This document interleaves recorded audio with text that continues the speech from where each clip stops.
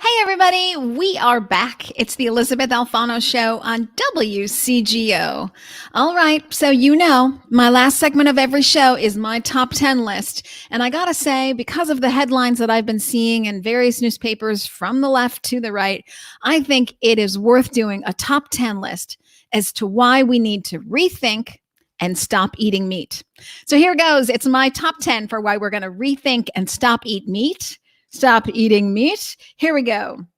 Number 1, COVID-19. Yes, in case you haven't heard, we have been sequestered in our homes from COVID-19. And meanwhile, coronavirus is running rampant in meat factories around the country.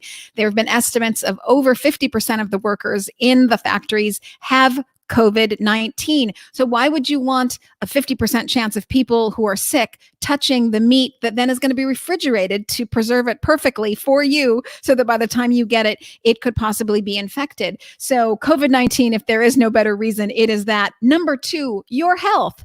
So pandemics aside, that's a big aside, but pandemics aside, meat causes heart disease, cholesterol issues, high blood pressure, diabetes, cancer. Actually, the list is long and it goes on. So if there wasn't enough reason in pandemics, you have your own health to be concerned with. And of course, when you're not feeling well, your whole quality of life goes with that. So it's not just the numbers that you turn into your doctor when you go for a yearly report. It's also how you feel all year long.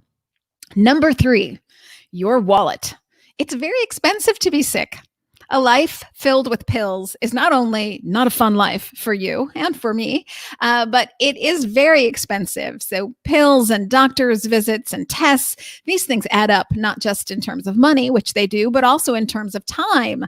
So it's very expensive to be sick. And it's not just expensive for you and your wallet, but it is expensive for healthcare as we know it. So as we all get to 65 and we're hoping to have healthcare be free for us, that system won't be there anymore when we're all sick at the same time at 65. And decades of eating meat does just that. 6 decades of eating meat means that by the time we all get to 65, we're all basically sick with some chronic disease that could be reversed, by the way, with plants, some chronic disease that is going to basically obliterate healthcare. And I get that statistics from Dr. Kim Williams, the past president of the American College of Cardiology. So I don't say that lightly.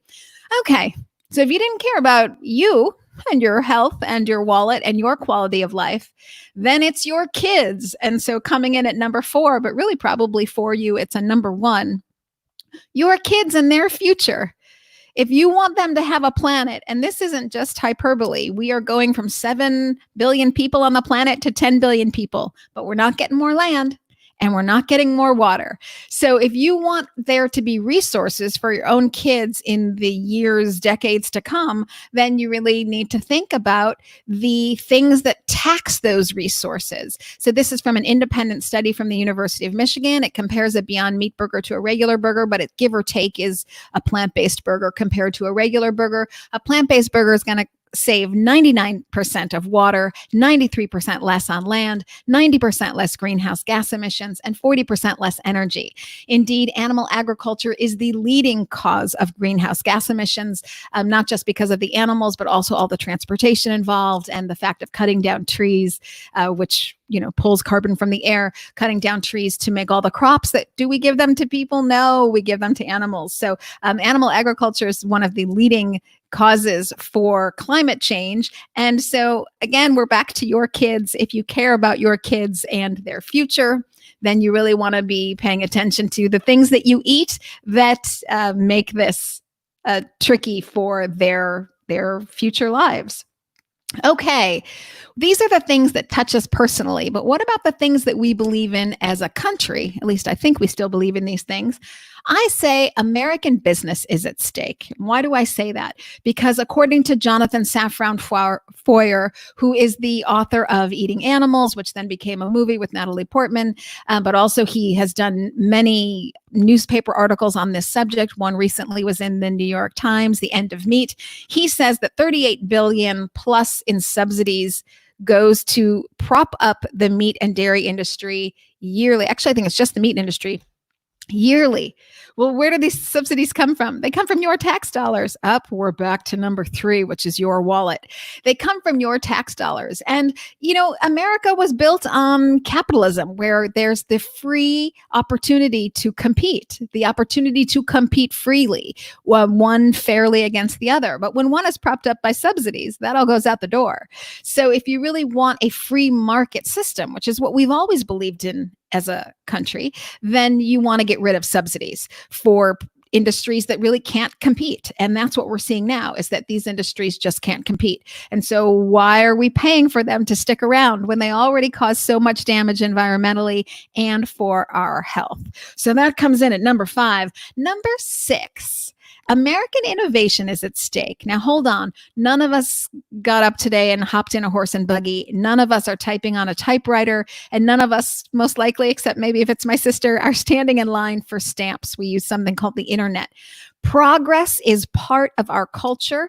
It is a war for food. I'm not sure if you've noticed that, but during coronavirus times, it is a war for food as we go on from 7 billion people to 10 billion people. Who's going to be out in front, leading the innovation of the food that uses the least resources with the most nutrients for us? Who's going to be out in front creating those products? We want it to be us. We don't want to be sitting in the back of the bus saying, oh yes, but in our rocker chair, here we are knitting in front of the fireplace because, we like to do things as it were in 1920. No, we want to be out in front of the pack. So I say number 6 comes American innovation at stake.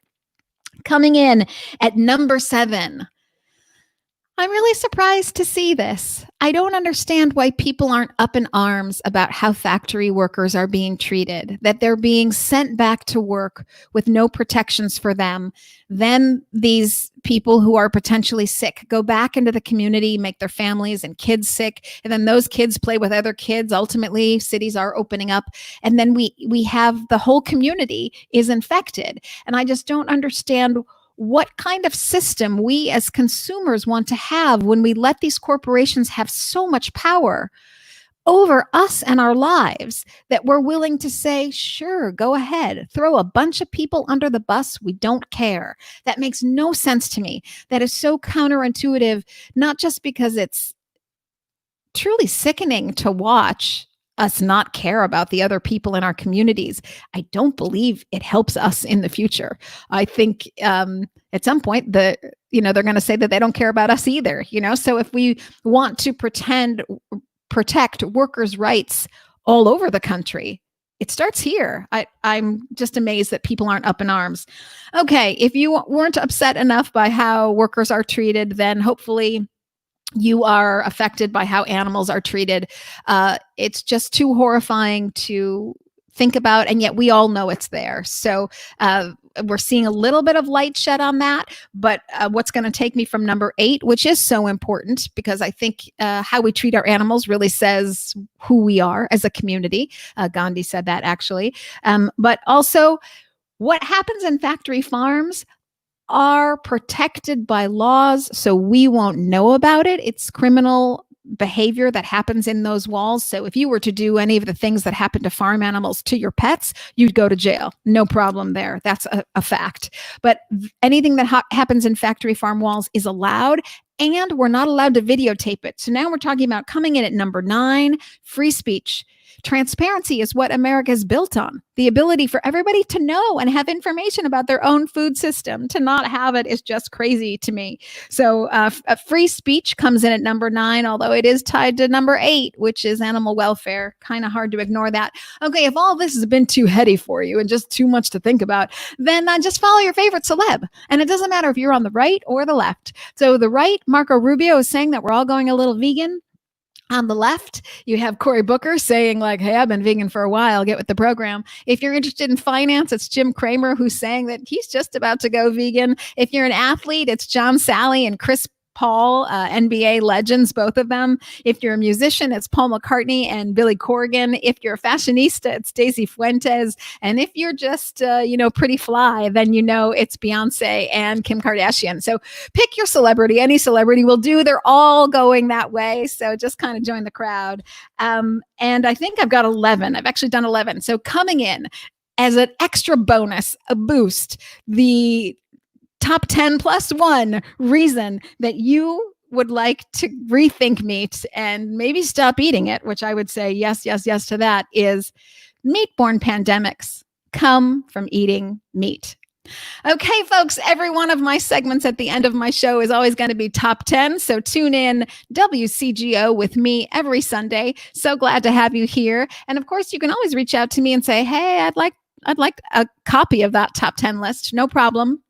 Just go to my website, ElysabethAlfano.com. You can always find them there, or you can find me on social media, Instagram, LinkedIn, Twitter, Facebook, everything at Elysabeth Alfano. You can send me a personal note. And then if you are thinking that you would like to stop eating meat, let me set you up with a bunch of recipes. So please go to ElysabethAlfano.com/recipes. And I've got everything to start your 5-day plan. I've got it all mapped out for you, the whole 5 days, with some videos to encourage you, to help you get you on your way. Or if you are good on your own, you can just go and hit up the dinner recipes or the lunch recipes. I've got gobs of recipes for you. So no problem there. I'm here as a resource. Ask me anything. Give me your opinion. I'd love your feedback. And of course, everything can be found at ElysabethAlfano.com. Plus, I hope you'll follow me on all the socials, Facebook, Twitter, LinkedIn, Instagram. I'm everywhere. Until I see you again next Sunday, and I hope you'll be with me. This is Elysabeth Alfano, The Elysabeth Alfano Show. Together, we're taking back our health and the health of the planet. Thanks, everybody, for being with me and letting me pre-record this last segment of my radio show, which is going to be on Sunday. I see a bunch of people have stopped in.